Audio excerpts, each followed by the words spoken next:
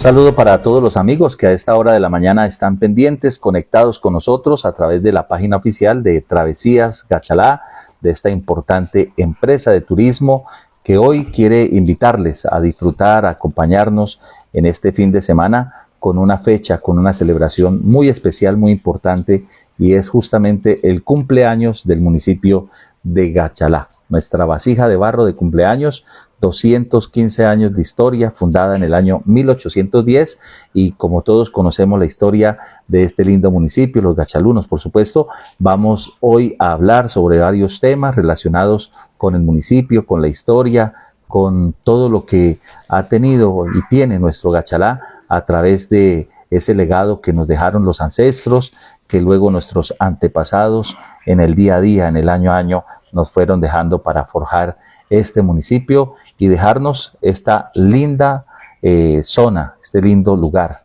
Gachalá, Cundinamarca. Hoy de cumpleaños, un saludo y un agradecimiento a todos los que a esta hora de la mañana están pendientes de esta transmisión. Quiero aprovechar estos minutos antes de empezar nuestra conversación, esta charla, este bonito momento, esta sorpresa que tenemos para todos los gachalunos, para todos los amantes de la historia, de la cultura. Contarles que es un esfuerzo que se hace desde Travesías Gachalá, con Arnet Prieto, con Nicolás Bejarano, personas que con su sentido de pertenencia hoy quieren festejar esta fiesta, y qué mejor que hacerlo de una manera muy cultural, con elementos que nos traen a la memoria el porqué de Gachalá, el porqué de esta historia, y con una persona, con un invitado muy especial a quien quiero saludar en esta mañana, agradecerle también el tiempo, la disponibilidad. Sé que no es fácil tenerlo aquí por su agenda, por sus compromisos, porque es una persona que pues vive todo el tiempo ocupado en esas tareas importantes de la historia, de la arqueología. Hablamos de nuestro querido arqueólogo colombiano, allí del municipio de Huasca, el profesor Álvaro Botiva. Profesor, muy buenos días, gracias por acompañarnos, gracias por aceptar la invitación y gracias por traernos ese bonito detalle, ese regalo para todos los gachalunos, con la historia, con la arqueología, con todo lo que significa desde el punto de vista, por qué no decirlo, histórico y científico, lo que es también Gachalá, y que nuestras generaciones, los niños, los jóvenes especialmente, puedan conocer ese pasado, muchos de esos elementos que hoy enriquecen nuestra cultura y que hace parte también de lo que es la tradición, la idiosincrasia de los gachalunos. Así que bienvenido, profesor Álvaro, muy amable por acompañarnos. Sabemos pues como lo dije, de sus compromisos, pero le agradecemos de verdad que venga a compartir con nosotros su conocimiento, su sabiduría. Usted es una fuente, un tesoro de mucho conocimiento histórico, arqueológico, y es para nosotros un orgullo, y para mí un orgullo, estar sentado al lado de una eminencia, de una de las personas más importantes en la arqueología actual en Colombia, y por qué no decirlo, en el mundo. Así que para usted, profe, nuestro saludo, nuestra bienvenida, y nuevamente gracias por acompañarnos. Muy buenos días. Buenos días, no, gracias a ustedes por acoger mi presentación. Yo vengo recientemente a Gachalá seguido por cuestiones familiares, y siempre ha sido una región que me ha llamado la atención porque es muy linda, y la gente no sé si no entiende qué es lo lindo desde el punto de vista de la flora, desde las montañas, de la geología, de la geomorfología de la región, inclusive de las erosiones que se presentan con las cárcavas que son muy visibles en la región del Guavio. Y pues yo he venido aquí curiosamente porque mi papá tuvo una finca por los años 65 al 70. Inclusive en estos días me acordaba que yo tuve la fortuna de tenerle Emilia en mi mano cuando yo era un niño. Tenía como 18, 19 años y recuerdo que la tuve en mi mano. Después, en el año 75, yo fui el auxiliar de un arqueólogo muy famoso de aquí de Gachalá, que es Gonzalo Correal, y excavamos en el sitio de Perico y encontramos restos de 9.300 años. Estuvimos viviendo como mes y medio en carpas y pues tuve una experiencia muy interesante. Y luego fui el arqueólogo del proyecto Guavio, que fue muy interesante porque me recorrí toda la región. Y tengo una anécdota muy famosa, y es que cuando paré las obras, porque los españoles rompían, los italianos saqueaban, entonces me tocó llamarlos al orden, y a uno de ellos me acuerdo que le dije, o me devuelve todos los materiales arqueológicos, los sacamos del país. Él creyó que era paja y cuando la amenaza fue por escrito, entonces nos devolvió todos los materiales que están hoy en el Museo Nacional. Y por otra parte, pues toda esa remoción de tierras que hubo y la parada de obras, me llamó el gerente Puyo a Bogotá y recuerdo que textualmente cuando nos saludamos en su oficina, me dijo, mira, a mí no me joda, ¿qué quiere? Entonces le dije, no, yo estoy haciendo la exploración de Guavio, no, ¿qué necesita? Le dije, no, pues, de estar allá, y me dijo, que necesita un carro, tengo un carro, necesita una casa, le doy una casa, necesita sus viáticos, le doy los viáticos. Y entonces tuve la fortuna de recorrerme toda la región del Guavio, excavé en Ubalá, un cementerio, excavé en un sitio muy interesante en Gachetá, excavé en la zona de Pauso en Gama, y encontré muchos otros sitios como aquí en Gachalá, la planada del Recreo, la cueva del Nitro, que la cueva del Nitro quedó bajo el agua, pero la planada del Recreo está para que se haga alguna investigación futura. Y hay muchísimos sitios en Tunja y en Tunjita, sitios arqueológicos y por el Murca, que están a la espera de la investigación. Y recientemente vengo es por cuestiones ya familiares, que mi nieto estudia aquí, entonces vengo a saludarlo. Y entonces eso me ha llevado a hablar con la gente, a interactuar aquí con los amigos Arnel y con Nicolás. Y pues hablando, aprovechando que era la fundación de Gachalá, me sentí, no sé qué, muy contento porque encontré por qué fue que se fundó Gachalá tan tarde.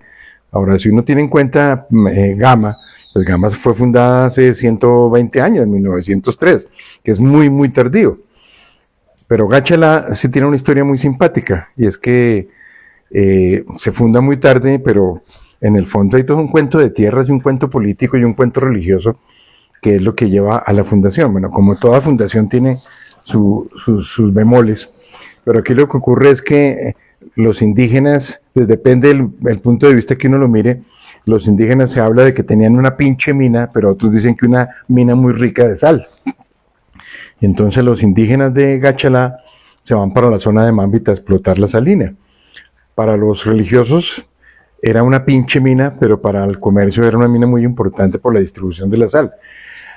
Entonces empieza uno a entender cómo, inclusive aquí tengo el documento exacto donde se menciona, los vecinos de Gachetá estaban dispuestos a fundar parroquia en Gachalá, pero la curia por auto del 29 de octubre del año siguiente les negó la petición.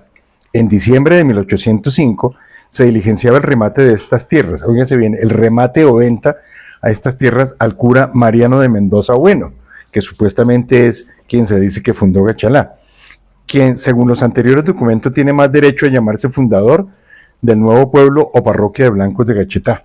Pero realmente el asunto es que ellos compran los terrenos y ya posteriormente hacen el remate del resguardo en 1847, del resguardo que viene a esta zona. Entonces había unos intereses económicos muy concretos y la fundación no es que sea tardía porque el Gachalá original sí existió. La evidencia arqueológica muestra otra cosa muy distinta.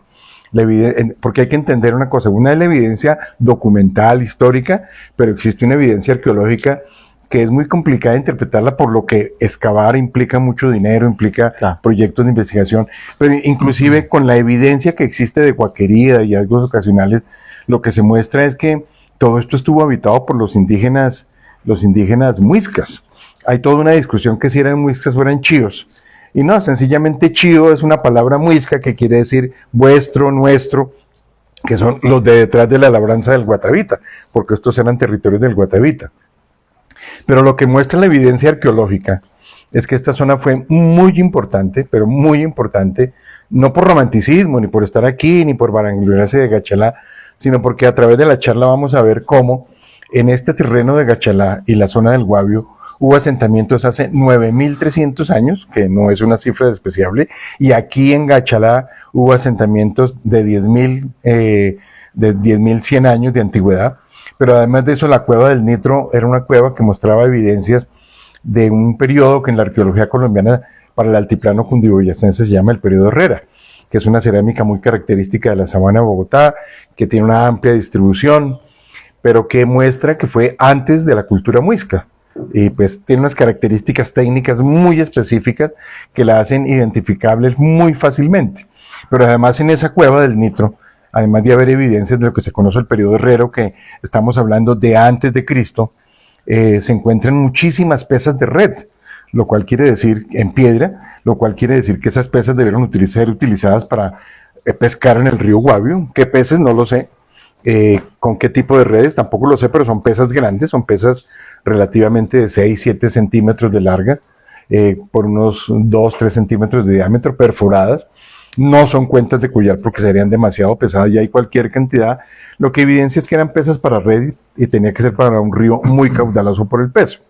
Pero además de eso se encuentran muchas evidencias de la región de la costa atlántica en la cueva del Nitro, o sea, cuentas de collar de Strombus, materiales de cornalina, de cuarzo, que eran de manufactura costeña, o sea, de los indígenas que habitaban en la costa atlántica. Y luego sí tenemos los muiscas.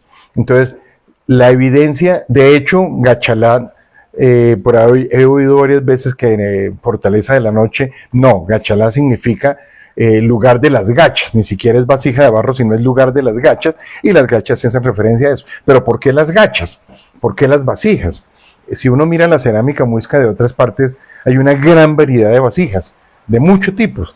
Aquí encontramos, aunque hay una variedad también, no es tan grande como en otras zonas, pero hay muchas gachas que son lo que en términos de hoy se llaman los chorotes o botellones, o que también se llaman múcuras. Las múcuras eran ceremoniales, pero los chorotes eran para una razón muy sencilla, para transportar agua-sal.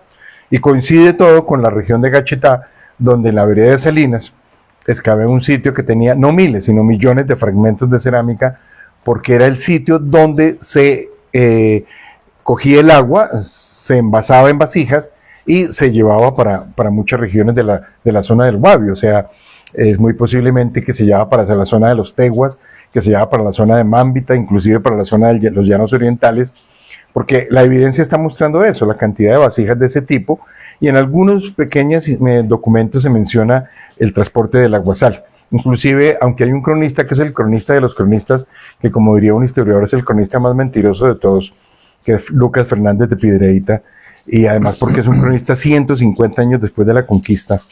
Él sí vino a la zona de Gachetá y en su documento, en su libro o en su crónica, en Noticias Historiales, sí menciona cómo en Gachetá se botaba la madera desde la parte alta de Salinas, y lo curioso es que uno mira, estando uno en Salinas, mira la montaña y evidentemente se ve por donde bajaba la madera, posiblemente para avivar el fuego. Lo que hizo Concesión Salinas en Gachetá hasta hace unos 20 años, que era igual que hicieron los muiscas en la zona de Zipaquirá, que era echar la aguasal en vasijas, calentar el aguasal, evaporar el agua y sacar panes de sal. Era muy conocido para los muiscas de Zipaquirá. Aquí no se sabe, pero aunque ya hay una crónica, ¿por qué botaban leña? La leña tenía que ser para fogones, que fue lo que hizo Concesión Salinas hasta hace unos 20-25 años. Pero independiente de que hicieran panes o no panes de sal, porque de eso sí no hay referencias escritas como lo hay para la sabana de Bogotá, pues lo que sí encontramos es que el aguasal se transportaba en vasijas. Entonces, pues muy interesante, muchas gracias por estar aquí para poder tener en cuenta todo lo que tiene que ver con Gachalá. Yo monté una conferencia, les digo sinceramente, yo no tengo ningún interés económico, siempre me ha hecho una región muy linda, yo soy feliz viajando a Gachetá a comer arepas por un lado, porque son arepas de maíz, que viene desde la época prehispánica, pero aparte de eso, por ver las regiones, si uno coge la cordillera oriental en la zona de Colombia, es un paso muy fácil para llegar a los llanos orientales, pero si luego eso se toma por el lado de Villavicencio, o sea, por Guayabetal, es un paso difícil, pero se llega a los llanos por donde está la actual carretera. El paso que le sigue es la región del Guavio, donde se sube pues Gachetá, Gachalá, y se podría salir por los 3 caminos que habían, que eran caminos el de Toquiza, el de La Palma, que son los caminos nacionales que nunca han hecho como la carretera en serio, aunque está la de Algodonales, y luego seguiría la región de Machetá, que son los accesos para traspasar la cordillera oriental. Pero yo lo veo desde otro punto de vista. Cuando uno quiere entender la geografía colombiana, pues sabemos que tiene 3 cordilleras, que este es un país muy rico. ¿Cómo pasar del Valle del Magdalena a la zona de los llanos orientales? Y pues cuando uno sube de Girardot, que se pasa por un bosque seco tropical, que luego se encuentra con un bosque subandino, luego encontramos un bosque andino, en la sabana de Bogotá encontramos una cosa que se llama una formación bosque seco montano bajo, pasamos a la zona de Huasca donde encontramos el páramo y empezamos a bajar hacia la zona de Gachetá y Gachalá, pues nos encontramos con unas formaciones vegetales muy interesantes, que son parte de lo que es la geografía colombiana. Entonces, para poder entender la arqueología hay que entender la geografía, para entender la geografía hay que entender la geología, y es todo un anexo, todo un currículum que tiene que ver lo uno bien atado con lo otro y con lo otro y con lo otro para poder entender en la actualidad qué es lo que se tiene en esta región. Pero de sí es una región muy bonita, muy agradable. Los ríos, para entender los ríos, pues es algo... quiero ser muy sincero, en estos días, hace como unos 8 años, nos propusieron en Huasca la ruta del agua hacia el corazón de la cultura muisca. Ya de entrada yo dije, ¿qué es esta locura? ¿Por qué razón? Porque se habla del corazón de la cultura muisca. Gachalá no era el corazón de la cultura muisca. Gachalá era una frontera de la cultura muisca. Entonces, ya ahí de entrada el título del proyecto está como mal hecho. Y pues era un proyecto totalmente, digamos que interesante, porque que hay una ruta del agua sí es chévere y es evidentemente mucha agua, pero si yo me vengo hasta hace unos 5 meses, hubo una conferencia a la cual me conecté sobre la ruta del agua, y oh sorpresa, hablaban de todo menos del agua. Hablaban de las lagunas de Sieche que están en Huasca, que son vertiente de la cordillera oriental hacia el Valle del Magdalena, pero no hacia la región del Guavio, porque esto es cordillera oriental hacia la vertiente oriental, hacia los llanos orientales. Una es vertiente del Magdalena, que estamos en la vertiente del Orinoco. Entonces me llamó la atención y hice una intervención diciéndoles que por qué no trataban los ríos. O sea, si uno coge la geografía de la vertiente oriental de la cordillera oriental en este sector, uno tiene que el primer río es el río el río Barandillas, el río Tunjo, el río Blanco, que van a formar el río Juiquín. El río Juiquín baja, se une y va a formar con el río Salinas, va a formar el río Guavio, el río Gachetá inicialmente, luego el río Gachetá se va a unir con el río Muchindote, ahí toma el nombre del río Guavio, sigue bajando y se le van a unir otros ríos como el Farallones, aquí en la zona de Gachalá, el río Murca, el río Batatas, y ahí pues ya tiene todo su curso el río Guavio. Y luego también es interesante, por ejemplo, estando en Gachalá, entender cómo, si uno mira para el noreste, baja el río Guavio. Si uno mira un poquito más hacia el suroeste, tiene otros ríos que son, pasando la cordillera, todos los ríos de Medina, los Gazaduque, etcétera. Y pues es interesante ver cómo uno de esos ríos, o el río Guavio, se une con el Garagoa y con el Chibor para llegar al río Upía. Pero si uno coge los ríos de Medina, se van a unir al río Umea para salir al río Metica, al río Meta y al río Orinoco. Entonces es muy interesante poder entender la geografía de este sector del Guavio. Entonces por eso es que el Guavio, que Gua quiere decir montaña, Huasca, cercado de cerros, ¿sí? Entonces las montañas que hay aquí son interesantes. Ayer cuando venía, le decía a mi esposa, esto sí parecido a Antioquia, es una montaña agreste, es una montaña que colonizarla fue bastante complicado. Inclusive la fundación la gente de Gachalá que se va para Mámbita, los argumentos que tienen los curas de la época es que porque esta es una región fragosa, selvática, que todavía se caza con arco, y que eso es lo que hace que se vayan de aquí, que porque las tierras no son buenas, porque se van para Mámbita, que son tierras muy jugosas, muy fragosas, muy interesantes, pero realmente allá es porque hay unas minas de sal que explotan durante muchísimo tiempo. Bueno, hablar de la historia de Gachalá, yo no soy experto en Gachalá, pero sí empieza uno a entender muchas cosas.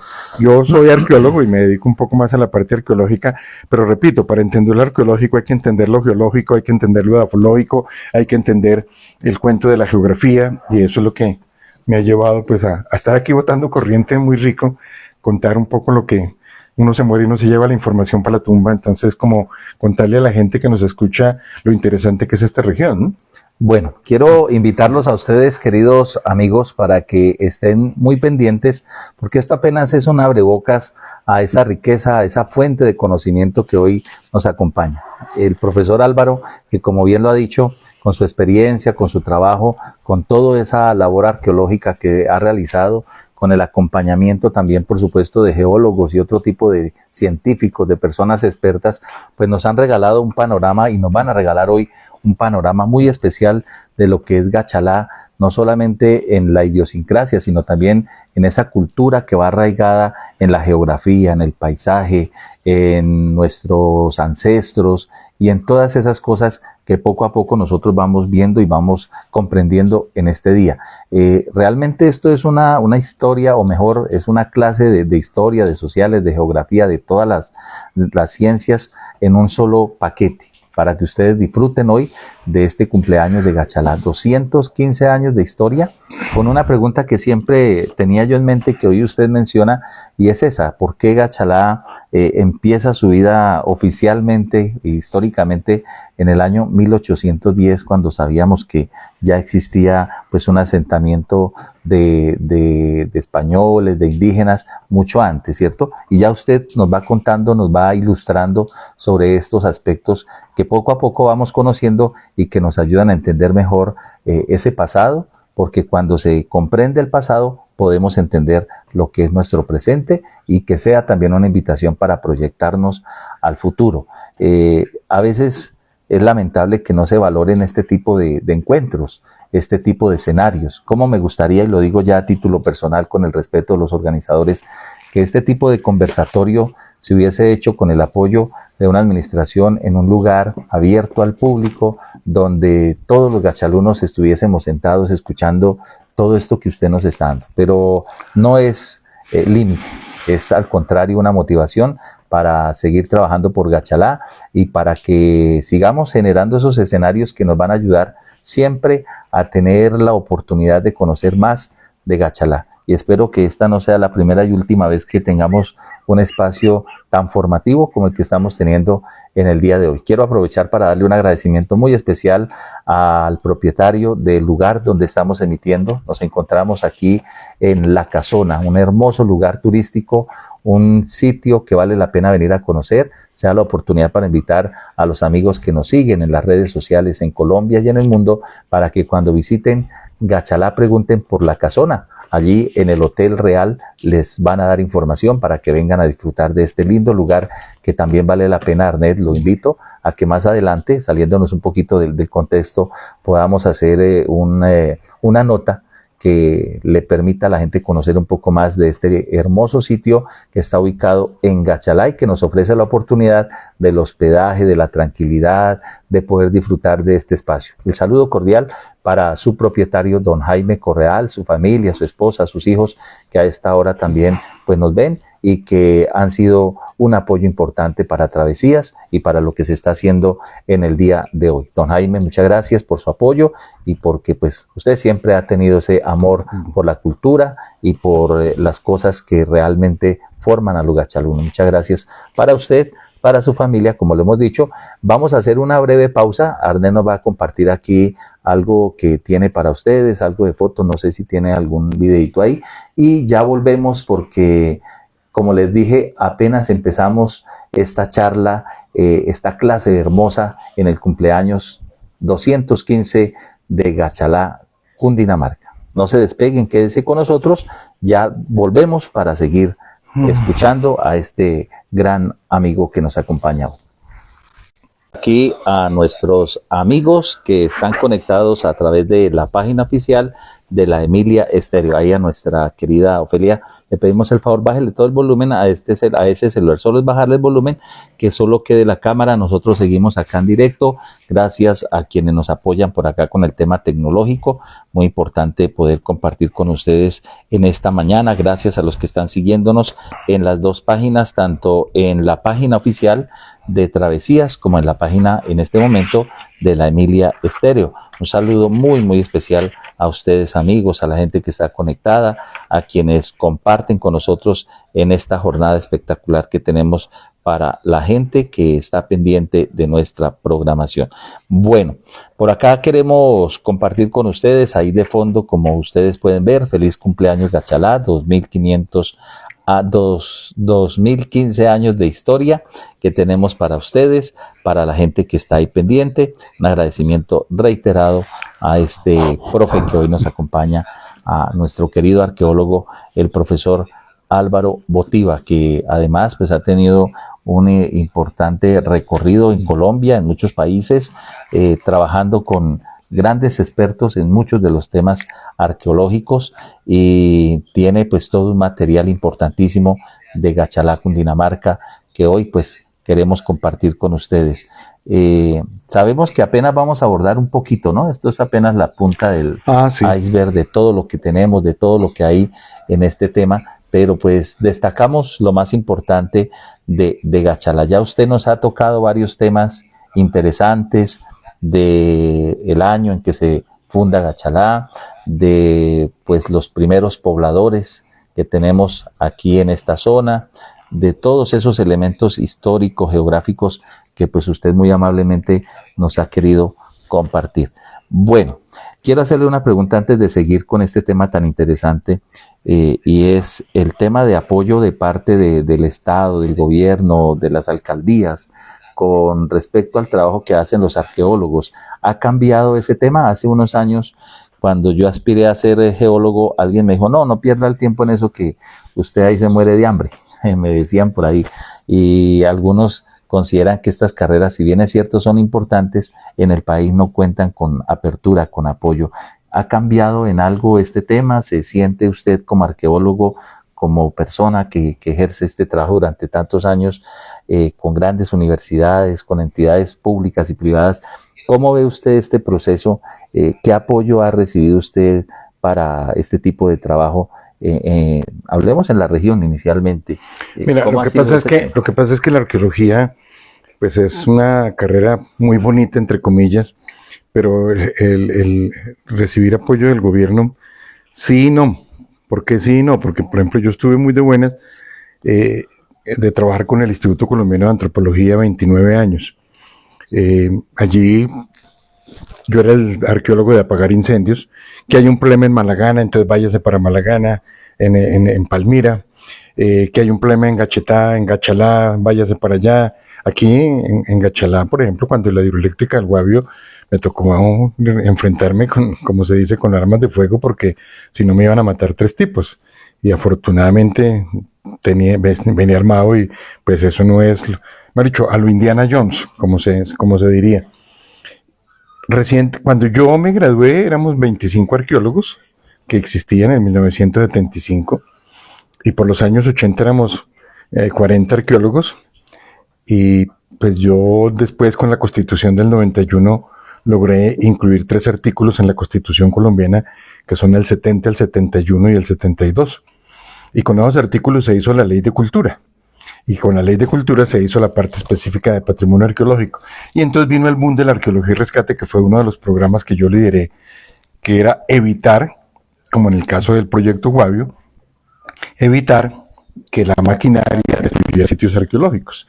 Inicialmente había trabajado en el proyecto Cerrejón, trabajé en varias hidroeléctricas, y me tocó luego aquí la zona de Gachalá. Pero luego vino el boom, es que con la Constitución, con la ley, se exigía que toda obra que genere impacto ambiental tenía que tener arqueólogos, para evitar la destrucción del patrimonio arqueológico. Y eso se convirtió en un dolor de cabeza, porque los arqueólogos entraron en el cuento de lo que es este país, ¿no? En el cuento de algunos falsificar licencias, de exigir unos honorarios decentes, pero luego de que se los concedían, exigir más plata, como una especie de chantaje que ocurrió con una empresa en Barrancabermeja. Y pues eso generó un conflicto muy grande, y pues uno sabe que la Constitución es letra, pero para que la Constitución lleve a su curso todas las normas que tiene, pues hay que hacer decretos reglamentarios, leyes y leyes y decretos. Y pues si bien la arqueología entró en ese juego, yo siempre he creído que la arqueología y todas las ciencias humanas son eso, son humanistas, que la legislación es la parte represiva, que la legislación es la parte que no se debería llevar a cabo, pero desafortunadamente en este país se requiere. Entonces eso hizo que el mal manejo que los arqueólogos le dieron, por ejemplo, hoy son 1000 arqueólogos, de los cuales hay 950 dedicados a la arqueología, que hoy se llama arqueología preventiva. Inicialmente fue arqueología de salvamento, que era ya recoger los tiestos rotos, luego fue como arqueología de rescate, luego fue arqueología preventiva, que la impulsamos con una compañera en el instituto, y de eso se institucionalizó para todas las universidades. Inclusive cuando yo empecé con eso, todo el mundo era despectivo conmigo, con el maltrato que había, que porque eso no era arqueología, etcétera, etcétera. Y entonces se institucionalizó, y hoy la arqueología de rescate requiere de muchos arqueólogos, y pues ha habido proyectos que han implicado muchísimos millones de pesos. Ya de los honorarios de los arqueólogos, yo lo que veo en un chat que tenemos es que cada día es más la pelea por los honorarios, porque lo lograron las empresas rebajarlos, porque la licencia pasó de nombre del arqueólogo a nombre de la empresa, y ha habido unos tejemanejes no muy santos, pero también porque en parte los arqueólogos han tenido culpa de ese manejo que han querido darle. Entonces, yo toda la vida tuve un sueldo, unos honorarios, un sueldo realmente muy bajito. Mi pensión es totalmente absurda si se ve desde ese punto de vista, pero yo lo veo de la satisfacción que tuve. Yo conocí todo el país viajando con la arqueología, tuve de La Guajira al Amazonas, me tocó la ampliación de la pista de Leticia, me tocó el proyecto Cerrejón que está en los dos extremos del país, me tocó de Vallasolano al Caño Carurú en el Baupés, etcétera. Entonces recorrí todo el país y eso a mí me ha dado mucha satisfacción y eso me llevó a ser un geógrafo frustrado porque cada vez que conocía quería explicar cómo era este cuento. Pero el apoyo institucional es muy complicado. Mire, no me está preguntando, pero yo, como decía, vengo aquí por unas razones que nada que ver con la región, sino por un asunto familiar. Y conociendo que trabajé en la región, que fui el arqueólogo de Proyecto Guavio, pues me acerqué a la alcaldía pues a hablar con el alcalde. Desafortunadamente no estaba. Entonces me dijeron, no, hables en desarrollo social, creo que fue. Fui allá, me mandaron a hablar con un señor director de cultura, no lo encontré. De ahí me mandaron enseguida a la Caja Agraria a hablar con alguien de cultura, tampoco lo encontré. Fui en horas de oficina y pues sencillamente, pues dije, pues no hay caso, pues no tenía ningún... Mi único interés era divulgar una serie de conocimientos que tengo. Y pues después en una cafetería conocí a Arnold y a Nicolás y pues charlando pues fue como se llegó a concretar esta charla. Inclusive pues yo me fui para Huasca, duré unos días montándola, consultando documentos, pero realmente el apoyo institucional es muy complicado porque nadie cree en eso. O sea, le voy a poner un ejemplo muy concreto. Todo lo anterior es despectivo. O sea, los ancestros todos despectivos que son los indios, es el mismo concepto de la colonización, ¿no? Ah, es que esos pobres indios, ¿no? Aquí nunca hubo indios porque no llegaron a las Indias, aquí Cristóbal Colón llegó a América, pero como estaba buscando a las Indias, por eso es el concepto de indio, pero ese concepto siguió muy despectivo. Y entonces todo lo que sea la arqueología se ve de una manera muy despectiva. Ah, es que esos pobres indios, es que los indios no tenían sino ollitas. Pero en la introducción que hicimos anteriormente, yo le mostraba cómo la cerámica lo lleva a uno a ver muchísimas cosas. La cerámica no solamente son las vasijas, sino que la cerámica le determina a usted la forma de la vasija, le determina la función de la vasija, cuál era la función que esto tenía. Y así con los instrumentos de piedra y con otra serie de instrumentos que son muy importantes. Ahora, a todo eso le podemos agregar el oro, le podemos agregar las esmeraldas, le podemos agregar las cuentas de los collares, que son cosas simbólicas muy importantes que tenían los indígenas.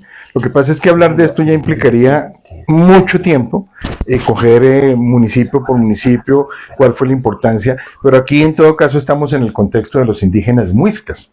Y por ejemplo, todo el mundo quiere encontrar oro, todo el mundo quiere encontrar oro porque estamos en la política de que todo se vende y todo se compra, pero nunca la gente piensa en el deber ser, ¿no? El deber ser de vivir no es, uno no se lleva a la tumba un cajón con la plata, ni con el oro, ni con las esmeraldas, ni con nada. O sea, que en vida quiera progresar y quiera tener y quiera explorar y quiera investigar y que encuentre, eso es totalmente válido y totalmente humano.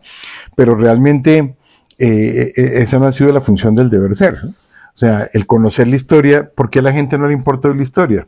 Porque eso no produce votos, porque eso no produce plata, porque eso no produce ningún bienestar, pero finalmente, yo le voy a poner un ejemplo muy concreto. En Guatavita, cuando lo tomó la CAR, se encontraron 3 piezas de oro. Y el señor que las encontró se quedó con las piezas. Y se le dijo de muy buena manera, usted tiene que devolver las piezas, y no quiso, y finalmente le dijeron, bueno, si usted no devuelve las piezas, se las quitamos, y fuera de eso lo echamos de la CAR. Entonces el personaje a regañadientes las entregó, pero él no quedó convencido y él pedía que por qué se las quitaban. Él obviamente no ha leído la ley, no sabe que eso es patrimonio, no sabe que la Constitución es uno de los pocos países de América que la Constitución colombiana está metida dentro de lo que es la identidad, que la Constitución colombiana tiene el patrimonio arqueológico como parte de su identidad. Y pues el señor, obviamente, un trabajador, no entendía esto. Entonces mandaron un arqueólogo amigo a Guatavita a que le explicara cómo era el asunto del patrimonio. Y él me dijo, Álvaro, acompáñeme, como yo vivo en Huasca y él iba para Guatavita. Pues sí, me recogió y fuimos a Guatavita y él empezó a echarle el cuento al señor del patrimonio, la legislación, la importancia, pero el señor no entendía. Y llegó un momento en que me hizo como caras de, ayúdeme que esto se me salió de las manos. Y entonces a mí se me ocurrió decirle al señor, ¿por qué no me hace un favor? ¿Por qué no me vende uno de sus hijos? Y el tipo de una se emberracó conmigo, me hizo mala cara y le dije, no, cálmese, cálmese, por favor. Es que usted no ha querido entender qué es el patrimonio, entonces le voy a poner un ejemplo con su familia, porque usted debe querer a su familia. Entonces cuando dijo, claro, yo quiero a mi hija, es parte de mi ser, le dije, claro, es que una diferencia es el precio y otra diferencia es el valor. Y su hija no tiene precio, tiene un valor cultural, un valor emocional, un valor sentimental que tiene que ver con usted. Y entonces el tipo se calmó y logró entender cómo el cuento del patrimonio arqueológico, si bien no era una cosa tangible, no era una cosa que podía coger, tenía un valor que era muy importante para ver qué era su familia. Entonces fue una manera de que la gente entendiera el asunto. Cuando yo hice los artículos de la Constitución, yo recuerdo que mandé un documento muy extenso, pero quise traer aquí para que se entienda cuál es el cuento de el marco conceptual con el cual la Asamblea Constituyente me aprobó los artículos 70, 71, 72 de la actual Carta Política. Es una conceptualización que aún sigue vigente y que sirve de referencia para lo que debe entenderse como patrimonio cultural. El patrimonio cultural no solo son los objetos, sino el conocimiento sobre el pasado. Conocimiento, algo que yo no puedo coger, lo puedo tener en mi mente, pero no lo puedo coger. Sobre lo que hemos heredado, por inclusive patrimonio, el concepto de patrimonio viene de padre, lo que heredo del padre. Entonces el patrimonio es lo que yo heredo del padre, y el patrimonio puede ser mi cuenta bancaria, puede ser mi finca, mi carro, mis pertenencias, pero aquí hablamos de patrimonio cultural, es algo que no se puede coger. Entonces, ese patrimonio hay que conocerlo, ¿para qué? Para reproducirlo, para reivindicarlo. En las palabras que yo presenté se dice, la cultura, en tanto que es un patrimonio social de cualquier pueblo, se presenta en el conjunto de formas de conducta mental, emotiva y práctica. Los objetos heredados son inertes, mas no los procesos de revivirlos. Entonces, ¿qué es lo que hacemos hoy? Hoy estamos reviviendo, independiente de los dos jugadores que tenían intereses económicos en Gachalá, se está reviviendo que hubo un momento de la conmemoración o de la fundación de este pueblo. Pero la pregunta es, y aquí no entrar en discusiones, Gachalá existía. Por ahí oí una pregunta en la entrevista que hicieron ayer, que el señor dice, nunca se fundó. Claro, Gachalá existía desde hace muchísimo tiempo. De hecho, la palabra es indígena. Pero no solamente la palabra Gachalá es indígena, sino que se fundó o se erigió, porque es muy diferente. La erección es una cosa, la fundación es otra cosa, y cuando se hace pueblos como Huasca, por poner un ejemplo muy concreto, es que se pasa de un tipo de asentamiento disperso, se pasa a un asentamiento nucleado. ¿Por qué a un asentamiento nucleado? Porque la plaza del centro del parque es el cielo para los españoles, que están metidos en la religión católica. Entonces yo desde el centro de la plaza, está ahí ¿qué? La alcaldía o el cabildo, está la iglesia, está la policía, están los órganos representativos del Estado, en la época que se haya sido, y desde cada esquina yo tengo una visual hacia el centro, hacia abajo y hacia la derecha, hacia el centro, hacia arriba y hacia la izquierda, etcétera, en cada esquina. Entonces la reproducción del pueblo es como la reproducción del cielo. Entonces se pasa de un asentamiento disperso indígena. Yo hoy cuando me senté aquí, yo miraba para el frente y una de las preguntas que me hacían los ingenieros del Guavio es, ¿y usted cómo hace para encontrar los sitios arqueológicos en el Guavio? Y yo recuerdo muy sencillamente que les decía, ¿quiere ver uno? Míralo al frente. Donde están las casas actuales son los asentamientos arqueológicos. ¿Por qué razón? Porque la gente vive sencillamente donde tenga agua, donde tenga visibilidad y donde las tierras sean buenas. Y la gente que está hoy cumple con esos requisitos. Entonces, la fundación de Gachalá hay que conmemorarla sencillamente porque está institucionalizada y es un recuerdo histórico. Pero lo que se está haciendo es revivirlos, es repensar qué fue lo que ocurrió, y ese repensar es entender cómo fue a sangre y fuego que la gente entró a estas tierras. O sea, los españoles cuando llegan aquí, no es, uno ya lee la historia, entonces la historia la leen los documentos y es simplemente muy simpática, pero ¿cómo llegaron? Yo quise traerles aquí dos libros interesantes, que es El brevísima relación de la destrucción de las Indias, que esto es escrito por Fray Bartolomé de las Casas, que fue uno de los curas que llegó, dominicos, que llegó aquí al altiplano cundiboyacense. Y él aquí, si uno lo abre en cualquier página y lee, se ve cómo los españoles le cortaban las piernas a los niños solo por verlos morir, solo por verlos desangrar, mataban a la gente como fuera.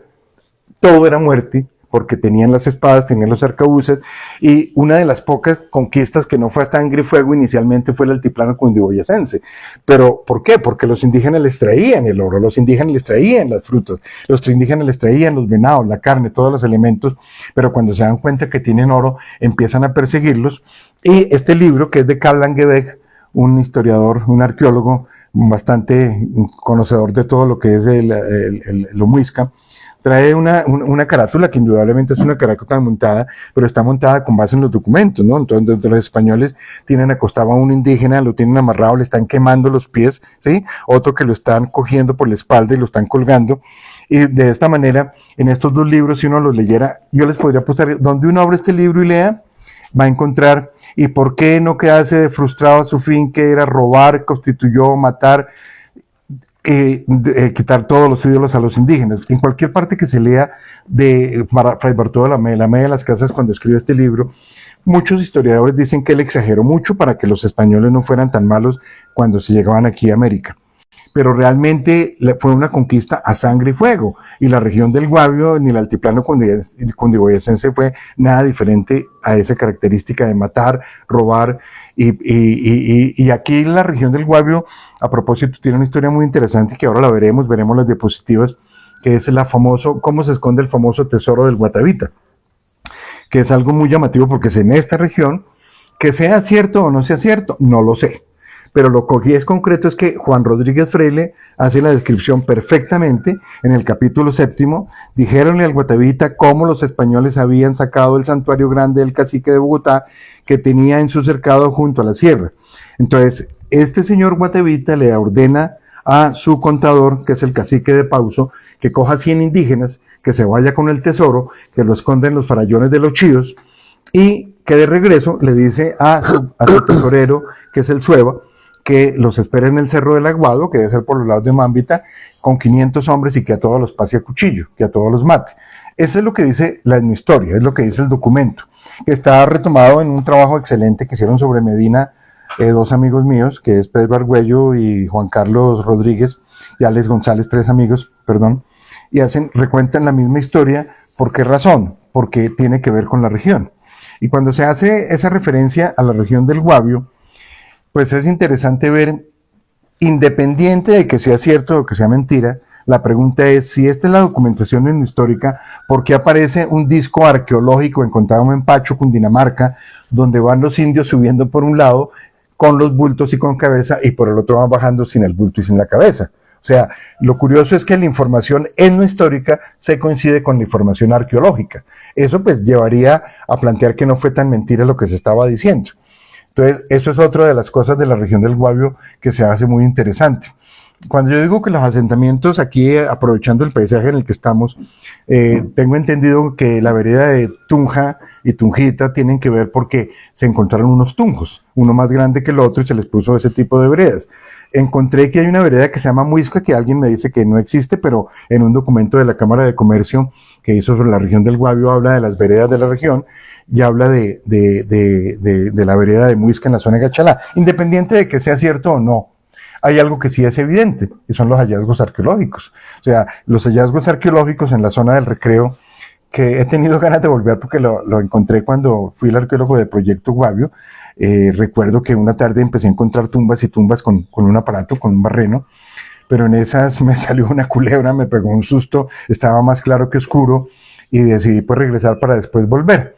Pero pues no fue posible porque no estaba dentro del área de impacto directo del Proyecto Guavio, no iba a quedar inundado, no pasaba ninguna carretera, sino que en el proyecto traté de convencer a los ingenieros, a los duros del proyecto, de que una exploración arqueológica tenía que contextualizarse, no lo que iba a quedar bajo el agua o iba a ser impactado por las carreteras o los túneles, sino que tenían o los botaderos, porque es otra cosa, los botaderos impactan terrenos que hacen perder todo el patrimonio arqueológico. Entonces pude excavar, así como excavé en Gachetá, que tampoco estaba impactado, y como excavé en Pauso, pero no volví al Recreo, y he tenido ganas de volver porque en cuestión de media hora encontré como unas 5 tumbas con el barreno, pero nunca volví a ese sitio. Entonces, volviendo al asunto de por qué la Constitución colombiana es importante, es porque lo importante son los procesos de revivir y repensar, reactualizar y ponerlos en práctica una y otra vez. Para ellos se prestan para innovaciones. ¿Cuáles innovaciones? ¿Cuántas cosas se pueden sacar del arte rupestre? ¿Cuántas cosas se pueden sacar en formas de la cerámica? ¿Cuántas cosas se pueden sacar de la decoración que tiene la misma cerámica? En estos días alguien me mostraba una fotografía de una vasija encontrada aquí en la zona y de otra que encontraban en Gachetá, y no sabían qué significaban los dibujos. Simplemente los dibujos lo que muestran es cómo la persona representa, la vasija representa una mujer y cómo la decoración representa el pelo de la mujer. Pero si todo eso se guaquea, si todo eso se destruye, si todo eso se bota, pues no tiene ningún sentido. Yo esto lo tengo en las diapositivas, me gustaría mostrárselos, y yo quise llamar la conferencia como patrimonio cultural, porque uno no puede entender el patrimonio cultural si no se entiende qué es la cultura. Y el patrimonio cultural no se puede entender sin el patrimonio natural. Eso es imposible. ¿Por qué razón? Cuando yo estaba viviendo en Ubalá, al frente de mí había un cerro, y todo, el cerro bajaba todos los días, pum, pum, pum, pum. Y conmigo vivía el topógrafo que le hacía el seguimiento a los taludes de ese cerro. Y me acuerdo que hablando con él me decía, si ese se me mueve 2 milímetros, si eso se me mueve 2 milímetros, tenemos que tumbar el cerro o retirarnos porque se viene el cerro abajo. ¿Cuál es la razón? Que hoy el hombre puede destruir absolutamente lo que quiera. O sea, ha llegado a la luna, ha hecho unos puertos en China impresionantes, todos los aeropuertos, que son, los aviones, toda la tecnología que hoy es una cosa impresionante. Entonces el hombre ha transformado la naturaleza y la ha transformado de tal manera que el famoso cerro que yo vi durante un año de pronto desapareció porque era el material preciso que se necesitaba para la presa. Entonces de allí salió. Ahora, ¿por qué traen una arena especial que viene del Guamo para la presa del Guavio, para la presa de San Rafael? Porque tiene una arena que tiene un grano de ciertas características, que es lo que permite que el agua filtre y que en las presas no tengan el impacto que pueda tener. Simplemente son unas arenas para hacer los filtros de las presas. Entonces, como el hombre transforma la naturaleza, hay que entender cuál es el cuento de la naturaleza para entender el cuento de la cultura. Y el hombre hoy no puede vivir sin un vínculo directo con la naturaleza. Yo a alguien le decía, aquí hay una corporación que ahí hay una serie de científicos, me imagino que hay biólogos, ahí deben ir ingenieros forestales, deben ir ingenieros ambientales, y yo me preguntaba, pero es que este país es el país de los absurdos, o sea, ¿cómo una persona de esas que tiene su conocimiento, que no tiene que preparar nada, así como lo estoy haciendo yo hoy, espontáneamente, sí preparé para tener un orden, porque no hacen unas tertulias para el municipio, para los estudiantes, donde hoy le echen el cuento de la ingeniería ambiental, después le echen el cuento de la biología, le echen el cuento de la botánica, y de esa manera pues se tenga un conocimiento, y ese conocimiento sí es parecido para todo el mundo. Eso es el patrimonio cultural. Si no tenemos la conjugación de lo que es el patrimonio en el sentido de la naturaleza, pues no vamos a entender el sentido natural. Mire, una de las características del Guavio que se me ha hecho muy interesante, y es que cuando yo estaba leyendo el asunto de Gachalá, aparte de la fundación, aquí hubo algo muy interesante que fue el té. Entonces aquí se dice que el té lo trajeron de la China, que lo trajo la familia Piedrahíta, que muy posible ese su Piedrahíta, esa Atando Cabo, fue el que se casó, la señora que se casó con este señor Baldomero Sanincano, que fue alguien muy importante. Pero entonces, esto que fue escrito hace 40 años, el personaje muy cerca ahora, porque ahorita hace 100, se dice que fue traído de la China. Y había toda una empresa que se llamaba Douglas Cade Hobart, ¿sí? Actualmente la industria subsiste en pequeña escala. Se dice que fue traído de la China. Es que se dice, porque la gente, ciertamente, es el mismo té que José Celestino Mutis descubrió en la sabana de Bogotá a finales del siglo XVIII. Lo que pasa es que le pusieron ese mote para darle fama comercial y por virtud del servilismo que aquí se profesa a todo lo foráneo. Entonces es muy posible que el té no haya sido traído de China, sino que fuera aquí. Pero lo que más me llamó la atención es que de todo lo que se ha hecho en Colombia, de todo el saqueo de las orquídeas que hubo en la zona de Fusagasugá, que posteriormente hubo un saqueo impresionante en la zona de la Belleza de Santander, también lo hubo aquí en Gachalá. Y el documento dice exactamente, el 19 por escritura 1430 del 19 de agosto del año 1004, en la notaría segunda de Bogotá, se arrendó a Ricardo de la Parra por 5 años a partir de la entrega las minas de azufre de Gachalá. Y más adelante el documento dice, el 19 de febrero del año 1909, o sea, del siglo pasado, hace 116 años, el Ministerio de Obras, a cargo de Nemesio Camacho, quien donó los terrenos donde existe el Campín, inclusive lleva su mismo nombre, Nemesio Camacho el Campín, presentó el proyecto de contrato con la Sociedad Colombiana de Amberes, eso es Holanda, sobre explotación de orquídeas y resinas de las montañas de Gachalá. Yo pregunto, ¿ustedes sabían eso? ¿Ustedes sabían que esta zona fue saqueada de las orquídeas que hubo? Saqueadas en el sentido que, si bien salieron legalmente, pues fue todo un saqueo. Yo de esto tengo una anécdota muy interesante. Cuando a mí me llamó Puyo, ya lo había contado anteriormente, a decirme, usted no me joda, ¿qué es lo que quiere? Y yo le dije, pues, me dio carro, casa y beca, como se dice. Después, todo lo que iba a quedar bajo el agua, que era una biomasa muy grande, yo le hice una propuesta, oiga, ¿usted por qué no me pone un bus en la 72 con séptima para que yo hago la propaganda, para que gente que quiera venir a coger orquídeas venga y las coja?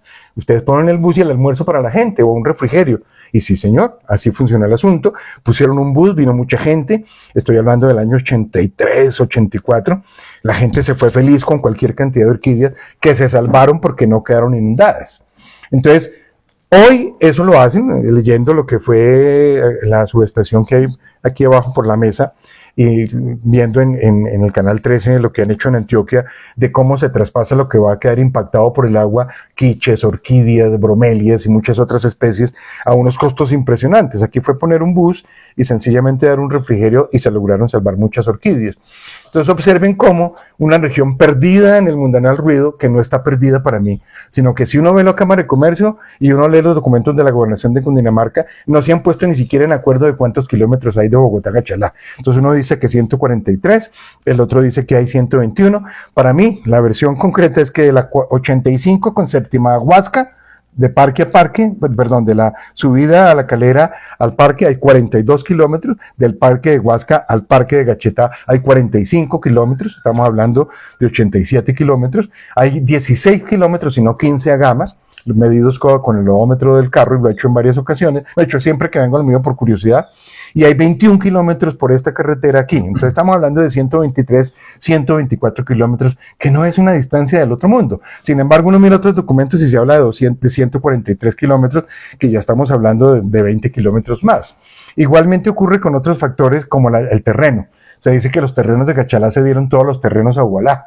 Ubalá es uno de los pocos municipios del país que está dividido en dos partes porque a Gachalá se le mete el Gachalá A y el Gachalá B, el Ubalá A y el Ubalá B, que fueron cercenados de lo que hoy es Gachalá. ¿Por qué razón? Son cosas que hay para investigar. Investigar esta región hay cualquier cantidad de cosas interesantísimas.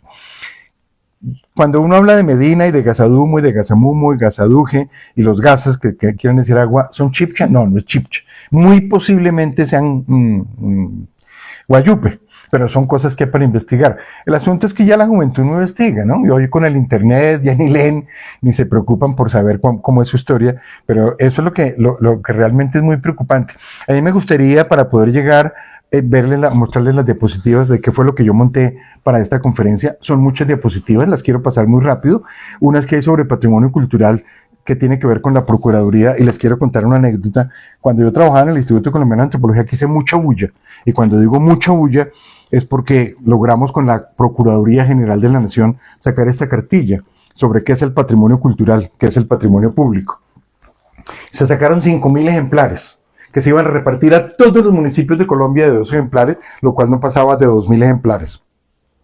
El día de la inauguración se acabaron todos. ¿Por qué? Porque todo el mundo cogió 10, 20, 30 y les puedo jurar que nadie los leyó. ¿Por qué razón? Porque nunca esto es conocido. Yo hice 135 conferencias en 100 municipios de Cundinamarca y en 13 ciudades del país. Repetimos mucho como facultativa. Nadie conocía la cartilla. Y esta cartilla lo que se dice es cuál es la importancia que tienen las carreteras, que tienen las playas, que tienen los parques, que tienen las esculturas de San Agustín, las calles en Cartagena, las plazoletas, los andenes, porque eso es patrimonio público, pero la gente no lo ha entendido. Cuando uno barre, uno no debería barrer para afuera, uno debería barrer para adentro. ¿Por qué razón? Porque la calle es de todos, entonces yo no puedo emporcar lo que es de todos. En cambio yo puedo entrar a la basura a mi casa y recogerla y echar a la basura. Eso sería una cosa interesante, pero esto de la protección y defensa del patrimonio público nunca funcionó. Entonces cuando las cosas no funcionan, pues es muy complicado que la gente empiece a entender cuál es la importancia del patrimonio cultural. Pero uno no puede vivir sin el patrimonio cultural, porque el patrimonio cultural son las raíces, es la familia, es la comunicación, es la educación. Y si no hay, por ejemplo, donde existen las corporaciones, ¿qué es lo que ocurre con el impacto ambiental? Yo no sé si aquí en Gachalá haya o no haya sitios de impacto ambiental, pero lo que se trató de hacer en esta cartilla anaranjada que está allí, cuando la hicimos en el Instituto Colombiano de Antropología, utilizando la Constitución, utilizando la Ley General de Cultura, era que cuando se otorguen las licencias del Ministerio de Medio Ambiente fuera a nivel nacional y que en las corporaciones fueran a nivel regional y que en los municipios fueran las oficinas de planeación. Eso nunca funcionó. Entonces, por eso en muchas regiones el patrimonio arqueológico no está tenido en cuenta. Yo tengo una anécdota también muy interesante. Cuando Corpo Huevo sacaba la revista Senderos, yo era un escritor de Senderos, y cada vez que aparecía un periódico yo escribía, hasta que entramos en conflicto porque tenía un artículo muy grande contando toda esta historia de por qué las corporaciones deberían no exigir la licencia ambiental, sino no otorgar la licencia mientras no estuviera la parte arqueológica. Y entonces lo que mandé diciéndoles, mire, esta es una primera página como de 20, si están interesados en publicarla, la publicaron y descontextualizaron todo, y al hacer el reclamo pues entramos en conflicto, porque la idea era que las corporaciones, ¿y por qué lo arqueológico en las corporaciones? Porque es que las corporaciones controlan lo ambiental, controlan el medio ambiente, controlan el suelo, y si ellas no prestan esa pequeña colaboración, pues no hay caso. Entonces, vuelvo al cuento, si el patrimonio cultural no tiene una protección en el patrimonio natural, pues no hay caso, o sea, seguimos patinando por fuera de... Ahora, ahí me gustaría mostrarles diapositivas, ¿sí? Empezando por, ahí sí por la primera, esa no es, no sé si la gente las ve allá, ¿no? Bueno, esta es la primera. Como digo, yo traté de ir al municipio a hablar a la alcaldía a hablar, pero no fue posible, entonces por eso puse municipio de Gachalá, Travesías Gachalá y Emil Estiera, porque fueron, después de que hablé con Travesías Gachalá, me dijeron que a través de la emisora pues se podía hacer lo que estamos haciendo en este momento, y por eso lo llamé Patrimonio Cultural, Naturaleza y Cultura. Uno no puede entender la cultura sin la naturaleza. Luego quise poner la segunda diapositiva, que era Mariano de Mendoza Bueno y José Ignacio de la Barrera fueron los sacerdotes que fundaron Gachalá, pero obviamente esos sacerdotes tenían una intención, porque habían comprado las tierras y posteriormente hicieron que se vendieran los resguardos, y pues fue... Discúlpeme, profe, tengo algo para contarle aquí. ¿Sí? Los amigos que nos siguen a través de nuestras redes sociales, ¿sí? Por acá hacen comentarios que vale la pena también mencionar. Doña Lucy dice, en el tema de las orquídeas, mi abuelo Justo, pastor Correal, enviaba orquídeas a Alemania. Cada 6 meses le llegaba el dinero. Una curiosidad que nos comparten. Aquí se transportaba en guacales a caballo desde Algodones a Gachalá, de ahí a Bogotá y enseguida a la costa en barco para Alemania. Entonces interesante el asunto, que ratifica lo que estoy diciendo, pero más interesante sería decir, y aquí existe un vivero, la corporación de aquí tiene de casualidad un vivero sobre orquídeas, aquí existe alguna colección de orquídeas de la zona, pues que es preocupante. Yo no sé si la corporación, y no me refiero a la de aquí porque no conozco nada de la de aquí, sino a las corporaciones en sus regiones, ¿eso es función de ellos o solamente es asesoría desde lo que sería, como digo yo, sin ser término despectivo, desde la burocracia? Porque es que burocracia no es un término despectivo. Buró es oficina y cracia es el mandato del pueblo. O sea, aquí hablamos la burocracia como el mandato desde la oficina. Pero ratificando la de las orquídeas, claro, porque esta es una zona de muchísimas orquídeas. Cuando yo trabajaba en Proyecto Fabio, yo me acuerdo que le coqueteaba a muchas de las secretarias, pero un coqueteo de amistad, y les colgaba orquídeas porque se iban a perder, y les colgaba orquídeas, y todas estaban en su medio ambiente, tenían la luz, tenían la humedad que necesitaban, y siempre vivían las oficinas de Ubalá con algunas orquídeas. No todas, pero algunas tenían las orquídeas. Y yo siempre que vengo a esta zona me encuentro con la Comparetia falcata, que es una orquídea de la zona muy interesante, ¿no? Ahora, cuando volvemos a lo que había puesto, los pobladores iniciales eran los chíos, que pertenecían a la Confederación Muisca, específicamente del Cacicazgo de Guatavita. El nombre de Gachalá en lengua muisca, Cumcum, significa lugar de las gachas. No es vasija de barro, sino el lugar de las gachas. Los indios chíos fueron quienes poblaron gran parte de la región de Gachetá y el Guavio. Del otro, de las labranzas del Guatavita, detrás de la labranza del Guatavita, porque esto es la región de la labranza del Guatavita. De hecho, hay un pueblo muy interesante, es que aquí toda la identidad de esta región se ha perdido, porque Junín, que le cambia a Tomás Cipriano de Mosquera, le cambia el nombre de Chipasaque, que era unión del Zipa y el Saque, se lo cambia por el Junín porque le recordó al Junín incaico. Yo no he entendido, si alguien de Junín me está escuchando, ¿por qué no vuelven al nombre indígena, al nombre original, al nombre que le da identidad? Junín no tiene nada que ver con la región, el Junín es el Junín del Perú, no es el Junín ni siquiera de Colombia. Entonces, Chipasaque realmente, como Gachetá, Gachalá, Úbala, Huasca, Guatavita, son los nombres indígenas que le dan identidad a la región, que le dan significación a la zona. Y los guavios, los chíos, perdón, pues simplemente eran los que estaban detrás de la labranza del Guatavita, porque usted era territorio del Guatavita. Cuando se habla de los mámbitas y de los uraguas, es muy posible que tuvieran que ver con los indígenas de Medina, que muy posiblemente fueran con relación a los Hueyupe que están en el Piedemonte por la cordillera, por la otra cordillera. Este es el pueblo de Gachalá, una foto que tomé la primera vez que vine a Gachalá el año pasado, que se me hizo muy simpática. Y mire, ya que veo la foto, yo no sé si la gente de Gachalá ha tenido la curiosidad de pararse en la iglesia. Entonces, si se paran en la puerta de la iglesia mirando hacia los cerros, la orientación es exactamente occidente-oriente, lo cual es totalmente contrario a las cédulas reales que ordenaban que las iglesias tenían que hacerse para el oriente y no para el occidente. O sea, el altar debería estar para el oriente y no hacia el occidente como está en este caso. De eso podríamos hablar mucho porque tiene que ver con el oro indígena que se funde por los españoles, el oro indígena que lo convierten en la custodia, que lo convierten en la patena, porque son redondos, porque representan los rayos del sol. Mire, señores indígenas, mire, señores muiscas, su oro que eran los antillos y los tunjos, se lo volvimos en patena porque les estamos cambiando de religión. Entonces el oro tenía una significación. Pero ¿por qué la iglesia de aquí es tan tardía? ¿Por qué la iglesia de aquí va oriente-occidente y no occidente-oriente? Pues porque tiene una connotación totalmente diferente. Eso es mostrar que aquí los indios, no hay ningún respeto por los indios que adoraban el sol. El adorar al sol no era nada del otro mundo. Es que aquí la ciencia para esa época no existía. No había conocimiento científico de muchas cosas. Entonces, el sol produce la fotosíntesis. Eso era el que produce la comida, es el sol, si no, no se producía. Aparte de eso, el sol alumbra de día. Aparte de eso, el sol, un astro que como yo no tengo una explicación científica, lo adoro, pero en el fondo la adoración tiene que ver con otras cosas muy importantes que son los solsticios y los equinoccios. ¿Y qué es eso? Sencillamente, los solsticios, ¿sí?, son el 21 de junio, que es el de verano, que sale hacia el norte, y el 21 de diciembre, que es el solsticio de invierno, que es hacia el sur, 23.4 grados.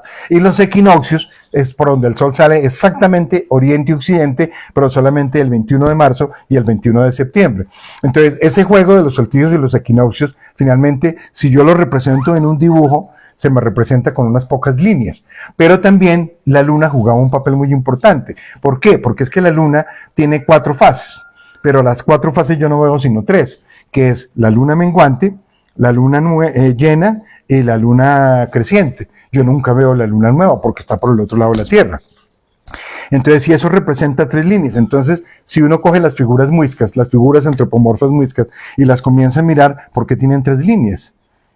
Entonces tiene que ver con las fases del sol y de la luna, porque el sol, si yo miro el sol, son solsticio, equinoccio, solsticio. Entonces se forma como una W con 3 líneas. Entonces eso es muy importante entenderlo y no de una manera despectiva, como se quiso hacer que los indios eran atrasados porque adoraban el sol y la luna. No, era su concepción religiosa. Era una concepción que científicamente, en términos de la función que hace el sol con la naturaleza, la función que hace la luna con el agua y la naturaleza, de cómo influye en la subida del mar, en la bajada del mar, de cómo influye en el sol en la fotosíntesis, pues eso era una cosa muy importante. Que tuvieron o no el conocimiento científico específico, no lo sé, pero yo creo que sí tenían una relación directa con el sol, ¿sí? Ahora, si uno cambia, ¿cómo no va a ser esto una región bonita? Aunque aquella está impactada socialmente. Aquí nos encontramos con la primera fotografía de la izquierda, que tiene que ver con el río Guavio. Bueno, profe, aquí me escriben, profe, esa es la historia que se le debe enseñar a los estudiantes en los municipios del Guavio. En el Guavio y en todo el país, porque no solamente los de aquí, sino de muchas otras partes tenía que ver. El oro tiene un papel fundamental, el oro no tiene nada que ver con la riqueza. El oro es un papel fundamental porque tiene que ver con el jaguar. El jaguar tiene los colores del oro, que son los dorados, y el negro, que es la oscuridad, es la luz. Y entonces el oro juega un papel fundamental para poder entender cuál es el poder del sol. El oro es el poder del sol. Y eso es una cosa importante porque el sol, pues repito, es lo que produce la comida. El sol es el que produce la luz. El sol es el que produce el bienestar. Y toda esa relación climática que no sabría explicársela en términos científicos, ambientales, tiene un papel muy fundamental con el sol y la luna. Hay una historia que nos habla sobre el cómo se adaptó el sol al tema de la evangelización a través de la custodia. Sí, claro. Que es una forma en cómo se quiso mostrar la luz de Cristo a través de esa concepción del sol en lo que fue diseñado. Pero imitando de que el dorado, que era el oro que les habían quitado a los indígenas, lo fundieron para sacar las custodias, que tenían una serie de rayos, y las patenas, que era con lo que se les ponía debajo para que cayeran las partes de la hostia. Entonces hacen un sincretismo cultural en decirles, mire, su oro está convertido en esto, Cuando hablo del sincretismo cultural, para que me entiendan, la mejor manera de expresar qué es el sincretismo cultural es el ajiaco. ¿Por qué el ajiaco? Porque el ajiaco tiene huascas, que son de la zona, ¿sí?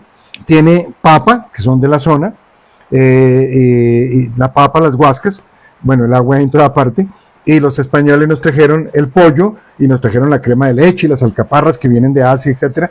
Entonces es una manera de ver cómo se mezcla ese sincretismo cultural. Entonces lo que tú estás diciendo es eso, es cómo es el sincretismo cultural.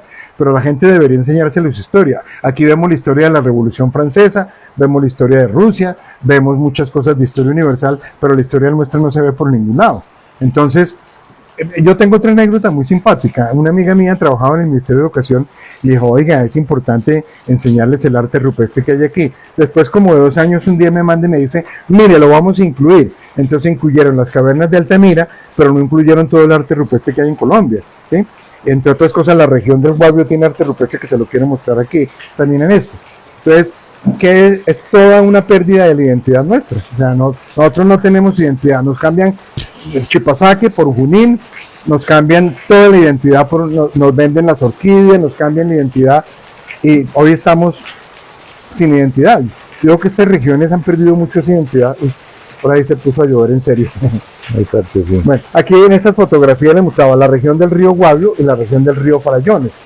¿Sí? Son 2 zonas que luego se unen y van a formar el embalse. ¿Se tuvo en cuenta en algún momento cuando se pensó en la construcción de la hidroeléctrica, hubo algún estudio especial en cuanto a temas de cementerios antiguos que iban a quedar ahí ocultos? Yo llegué aquí porque un obrero del proyecto llamó al Instituto Colombiano de Antropología en enero del año 83, una llamada anónima diciendo están destruyendo absolutamente todo el patrimonio, toda la cuestión ancestral. Entonces a mí me mandaron, yo llegué al día siguiente de la información y los ingenieros en Ubalá estaba toda la destrucción de un sitio arqueológico, pero impresionante. Un italiano se había llevado todas las piezas y un ingeniero español me dijo, oiga doctor, lo estábamos esperando, mande su carro y nosotros lo enviamos mañana esta tarde a su investigación. Pues, ¿cómo así? ¿Usted cree que yo voy a hacer en 2 horas una investigación arqueológica?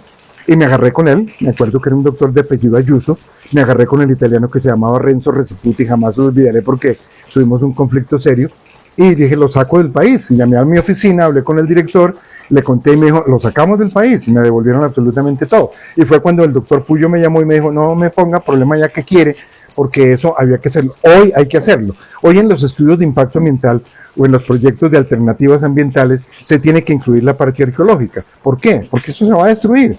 Así como incluyen la identificación de flora y fauna, de ruidos, de animales, etcétera, hoy se incluye la parte arqueológica.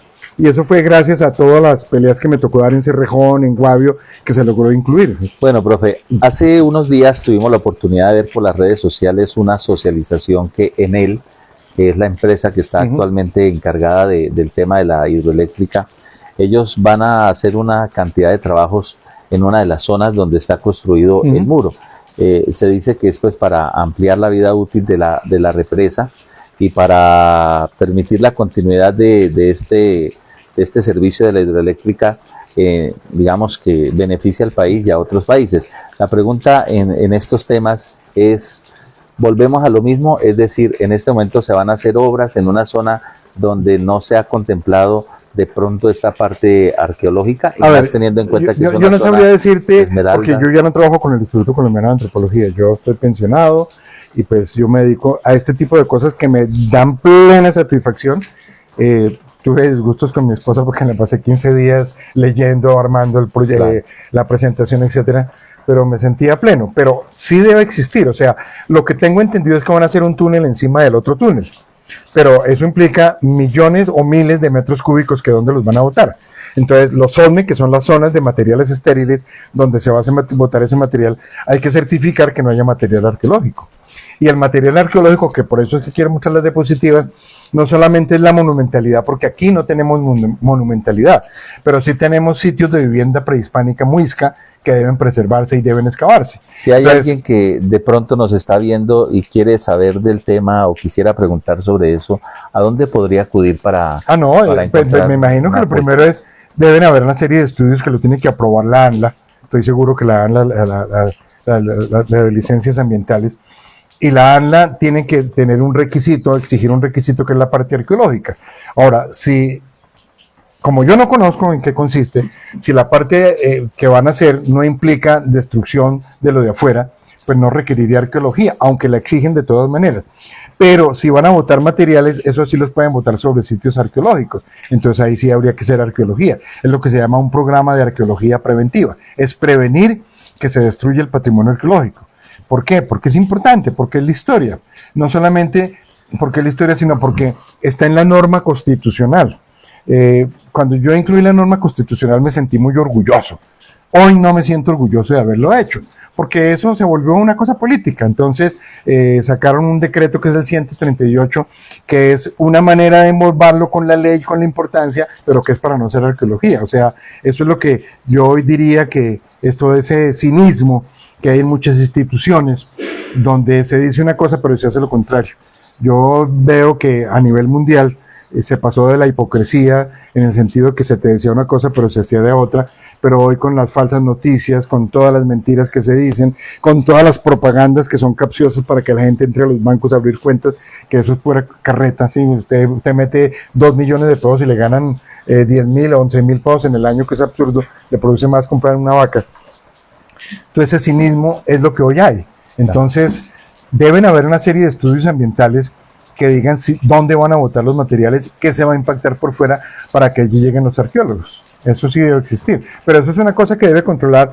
La verdad, para mí debería tenerlo claramente el Ministerio del Medio Ambiente, porque esto debe ser un proyecto nacional, la corporación autónoma que existe aquí porque es un proyecto regional también o afecta a la región, la oficina de planeación del municipio, porque si no se interesan, el problema de la legislación no es que, es que eso es nacional, no, es que es mi territorio, es que es mi identidad, es que es la pertenencia que yo tengo por el municipio, y además es un patrimonio que es parte de nuestra historia. Entonces yo diría que tiene que estar la ANLA, que es parte del Ministerio del Medio Ambiente, la corporación autónoma, correspóndale, no podría influir en que ese estudio exista, de que eso se haga, y la oficina de planeación debería también existir o debería estar pendiente de que no se destruya todo ese material.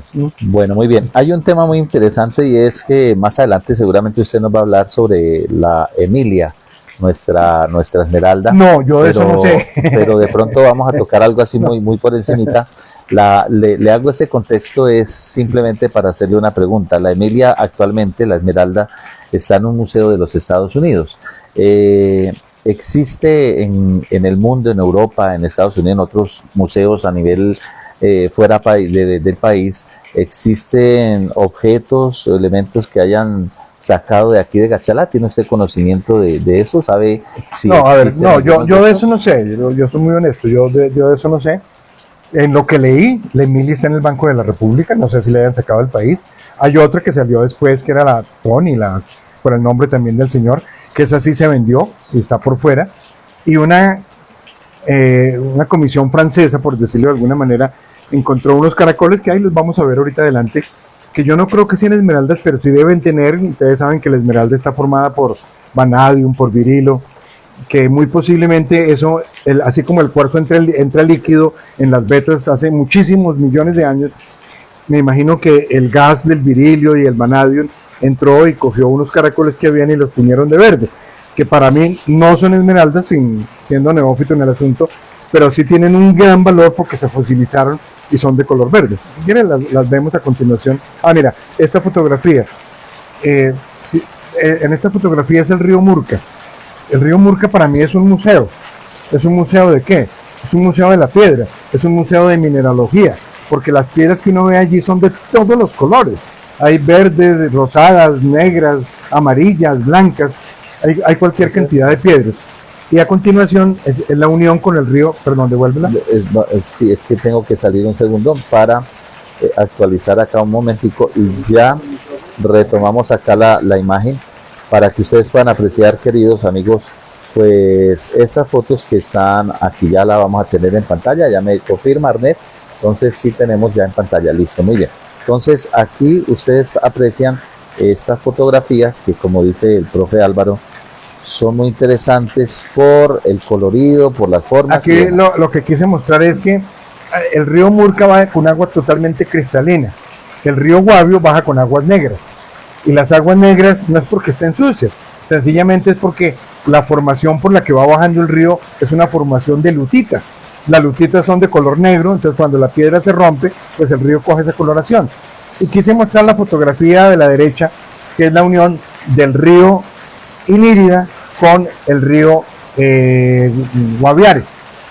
En la selva amazónica es muy interesante llamar los ríos de aguas negras y los ríos de aguas blancas.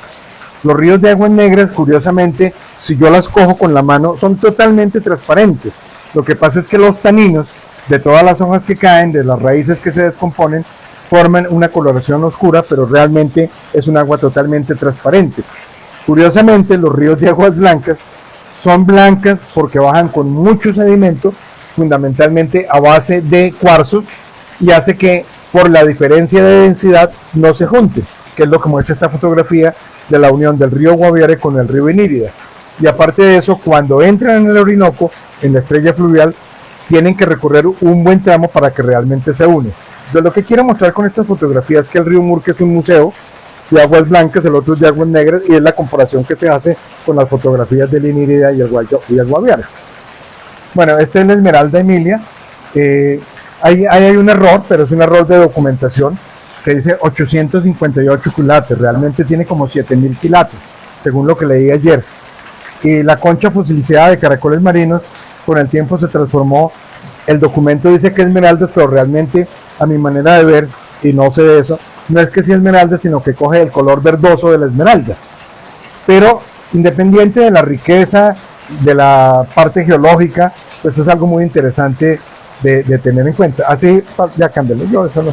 Cambiamos. Aquí quise poner algo muy interesante porque yo fui el alumno de doña Blanca Ochoa de Molina, que era la esposa de Gerardo Molina, que fue íntima amiga de Baldomero Sanincano, y la importancia que tuvo, independiente de que haya nacido en Antioquia y que haya muerto en el 57 en Bogotá, que era de Río Negro, Antioquia, pues lo importante de este personaje es que introduce el movimiento del modernismo en Colombia, que es lo que lleva a que la mujer vote.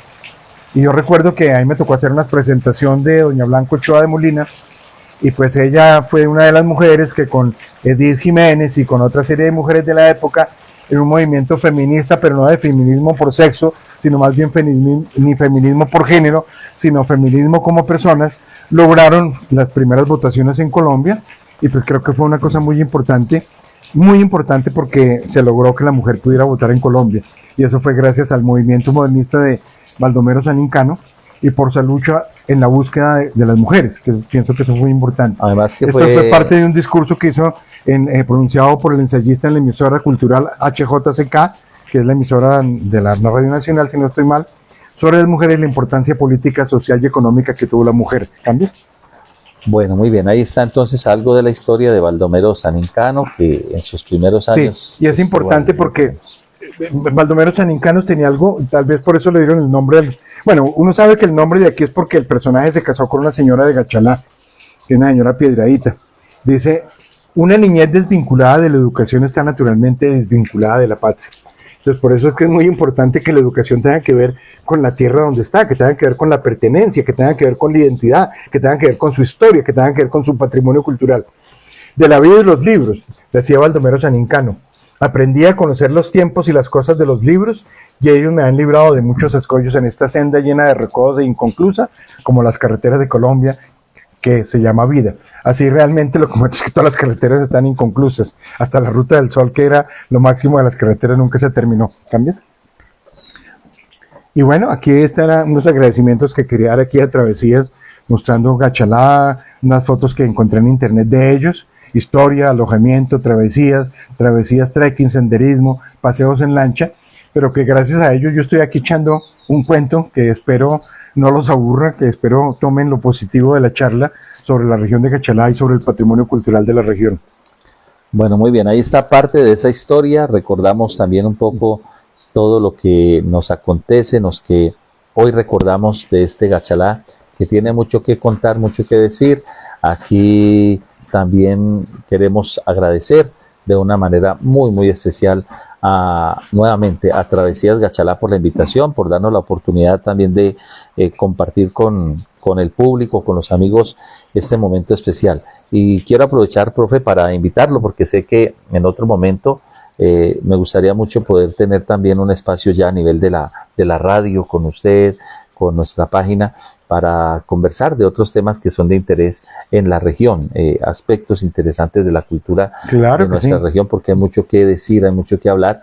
Y hoy que nos hemos enfocado en el cumpleaños de este bello municipio de Gachalá, pues quedamos apenas con las ganas de seguir aprendiendo más de esta historia y de la vida de este municipio. Pero es que perdona, una propuesta que yo sigo haciendo, espacio, yo creo que no hay problema en el colegio, en un salón comunal, en esta misma casa, en instalaciones de Corpoguavio, en instalaciones de la alcaldía, de las instituciones que hay aquí, para que hagan unas tertulias de conocimiento para todo el mundo. Es que las tertulias inclusive se degustan cosas, inclusive hasta tragos, y si es el hecho, obviamente hablo de un trago y no una borrachera, viandas que se pueden comer, pero aquí hay gente muy capacitada como la hay en toda parte.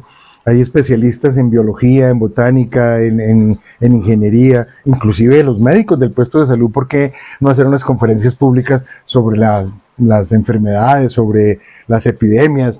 Es una cosa que se debería hacer, que no tiene nada que ver con el formalismo institucional, sino es una colaboración. Yo estoy seguro que nadie se va a negar a hacer una charla de 1 hora, hora y media sobre la profesión de cada uno, y eso daría un conocimiento muy importante. En estos días, una vez pasada que vine, salí a caminar, y yo me preguntaba si existía un inventario de la flora que tiene esta región. Sigamos, y le quiero mostrar algo que tiene que ver con la flora de esta zona. Una cosita, profe, sí. Antes de seguir, si hay de pronto preguntas o inquietudes de las personas que nos están siguiendo, aprovechar también aquí la presencia del profe Álvaro para que ustedes pues también las planteen. A veces el público tiene también preguntas muy interesantes que vale la pena tener en cuenta y que nos ayudan en la ilustración de lo que hoy estamos compartiendo en estos 215 años de Gachalá. Bueno, vamos por aquí rápidamente, profe, mientras usted se toma un tiempico el agüita, porque hace un poco de frío, llueve bastante. Gachalá es cielo roto, gracias a Dios, es uno de los municipios con mayor pluviosidad durante el año, los estudios así lo arrojan, y pues bueno, nada que envidiarle por allá, Chocó, donde llueve permanentemente.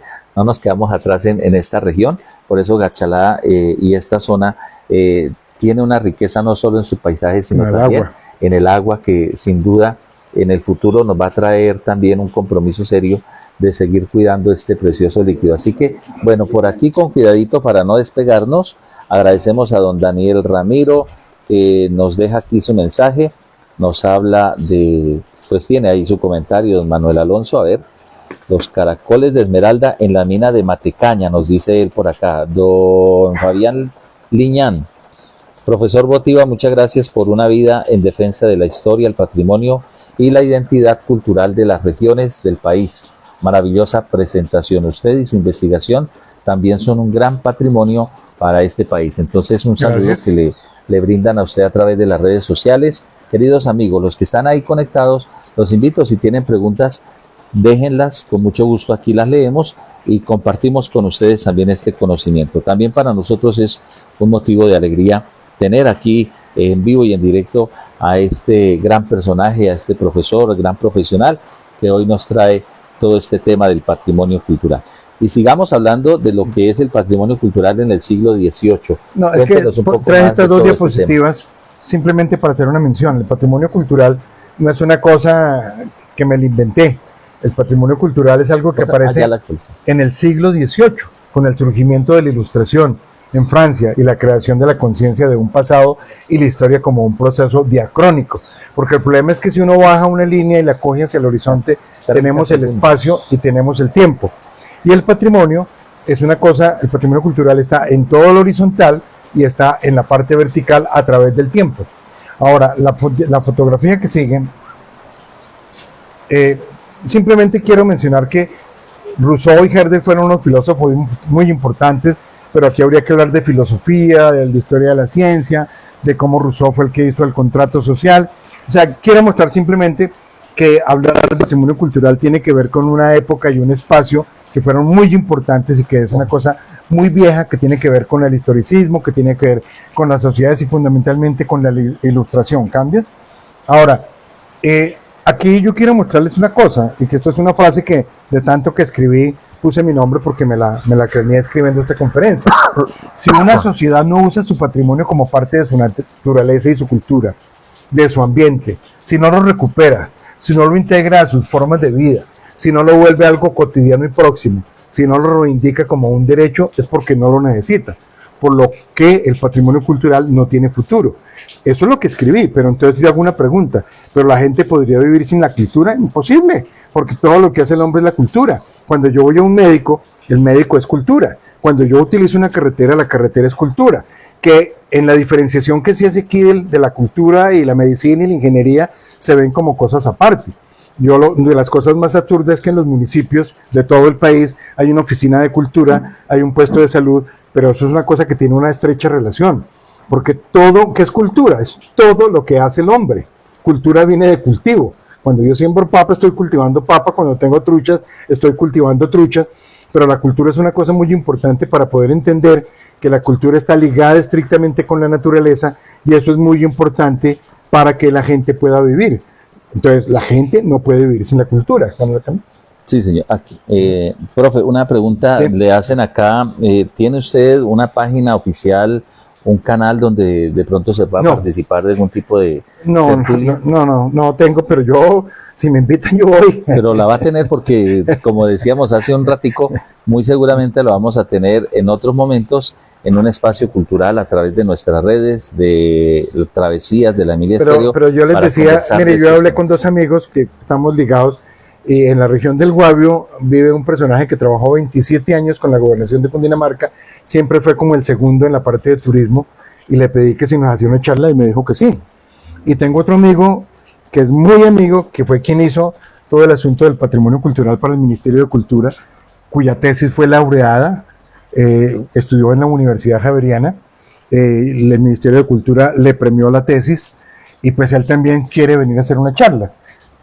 Estoy seguro que como yo no cobran, simplemente hay que asumir los gastos Invitarlos. de transporte, de comida, de peajes, de gasolina, etcétera, y ellos con mucho gusto vienen para poder. Es que yo no entiendo por qué en estos municipios no hay unas tertulias donde la gente aprenda gratis, porque es que esto es un problema de educación no formal, donde es muy importante.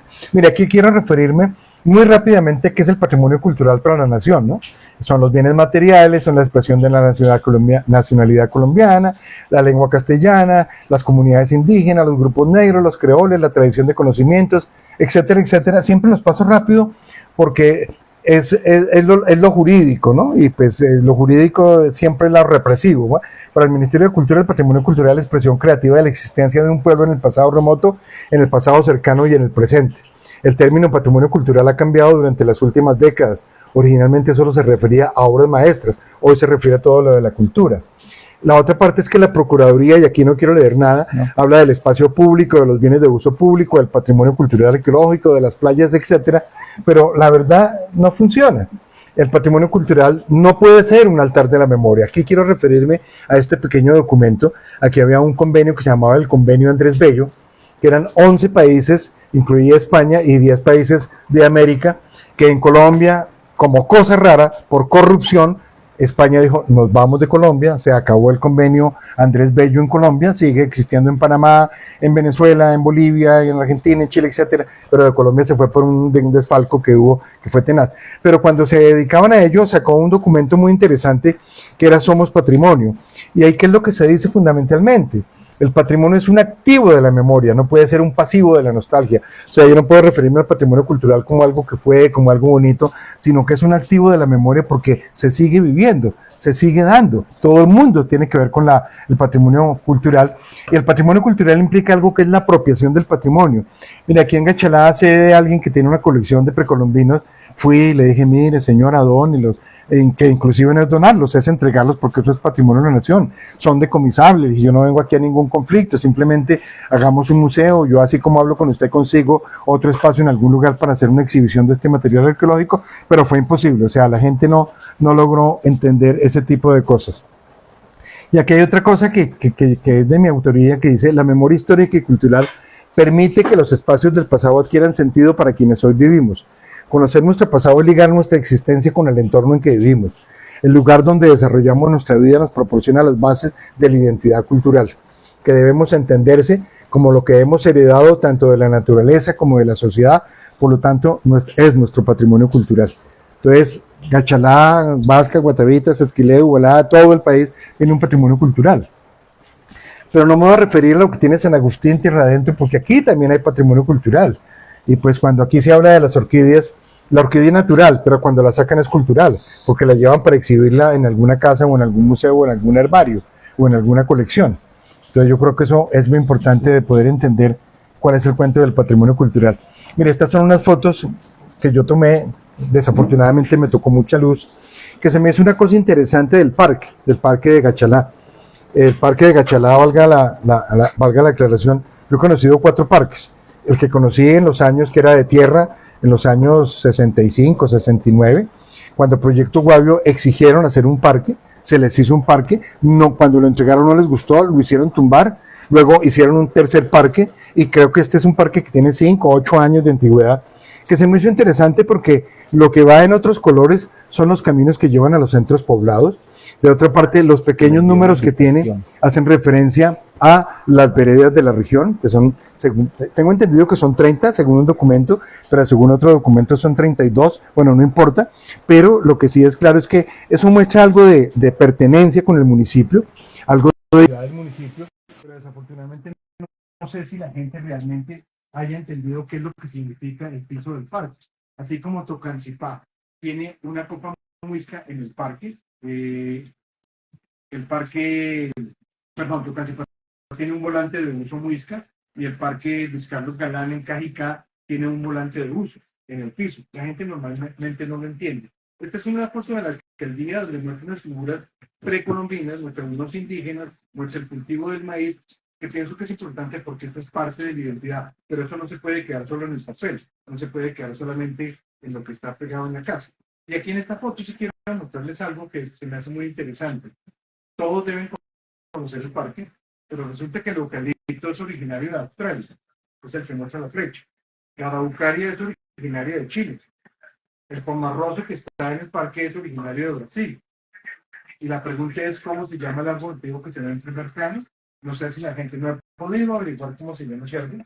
Sería interesante conocer cuáles son los nombres de los árboles de aquí para entender que la vegetación de aquí también tiene una identificación y debe tener unas funciones, cuáles sirven para madera, cuáles sirven para la protección del medio ambiente, que son todos indudablemente, cuáles sirven para leña, etcétera, que eso ya no se hace, ya no se utilizan, porque hoy los bosques es preservarlos, porque es la mata de oxígeno, que es lo que produce que el hombre pueda respirar. Entonces, aquí se me hace una pregunta interesante para ver si la gente tiene identidad por esto. Ahora, yo este mismo planteamiento lo hice en Huasca, ¿por qué no tumbar una serie de árboles que no son de aquí? Ah, no, es que la corporación nos sanciona. No, es que si leen el documento que dice para Huasca, es que sea la corporación la que cambie esas especies vegetales en un plan de restauración por especies nativas. Entonces, tener un eucalipto de Australia que donde se caiga el daño que va a hacer es impresionante, ¿sí? Pues no es como lo lógico. La idea quería hacer, yo la última vez que vine hace 20 días, me hice un viaje al río Murca, porque se me hace un río bellísimo, y oh sorpresa, le encuentran unos carboneros que no sé qué nombre tengan aquí, no sé si son una cárcel nativas de esta zona, no sé el nombre científico ni el nombre popular, en Antioquia lo llamaban carboneros, y digo de Antioquia porque yo fui profesor de la Universidad de Antioquia mucho tiempo, pues tenían unos árboles bellísimos para el parque, pero no es que entrar en un conflicto con la corporación, es que la corporación los tumbe, los siembre, los cuide y los dé a la población. Es una participación de la corporación en la comunidad, en la identidad de la vegetación, porque la vegetación también tiene una identidad. Eso puede parecer muy loco. Yo simplemente lo planteo, que se haga o no se haga, pues me imagino que nunca se va a hacer, pero la idea sería que tengamos especies nativas, especies que nos identifiquen.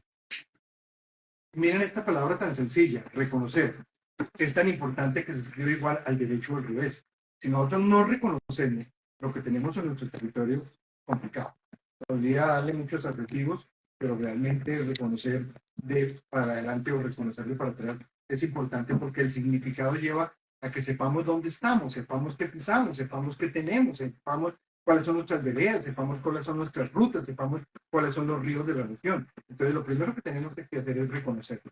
Este es el territorio muisca, el mapa que se ve en arqueólogas muy famosas del Museo del Oro, la directora y subdirectora del Museo del Oro, y el punto azul que está en la parte inferior derecha, ese es el territorio del Guadlo y es la zona de Gachelá. No tenemos solo límites con los teguas, con los chaguas, con los cunegos, y supuestamente con esos teguas era donde llegaba el aguasal, que no está cerca, pero supuestamente llegaba el aguasal en las famosas gachas, y esa es la importancia que tiene Gachelá, porque le han podido poner cualquier otro nombre.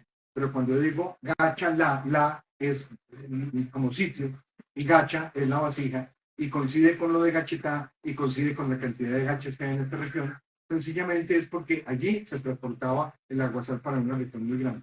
En esta región tenemos los muiscas que se han tergiversado, se ha escrito de muchas maneras como muisca, muisca, chipcha, muisca, moscas, muesca, muiscuncún, que es el idioma, provincia de los moscas, pero realmente los que dieron aquí fueron los muiscas. Ahora, ¿por qué conocemos historia de los muiscas? Porque hubo una serie de cronistas como Gonzalo Jiménez de Quesada, que cuando llegó a escribir el epítemo de la conquista, ocurrió solamente el gran cuaderno de dos españoles que lograron escribir. Tenemos a Juan de Castellanos, que escribió Elegías de varones ricos de India, que son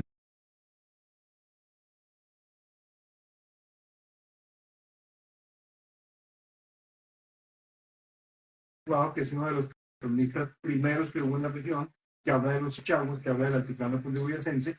Tenemos a Fray Pedro Simón, que habla de toda esta región, que copia cosas de los demás cronistas, pero por eso es que conocemos la información histórica y que desafortunadamente es una información que se ha quedado en que la gente repite y repite, pero el hecho de que ellos lo hayan dicho no quiere decir que sea la verdad absoluta. Ellos tenían la importancia de escribir de manera que para los españoles fuera satisfactorio lo que estaban escribiendo los cronistas. Y era la manera de mostrar que aquí eran salvajes, de que que eran idólatras, de que no tenían una religión católica, y era una manera de mostrarle a la corona española también la situación que había en este sector.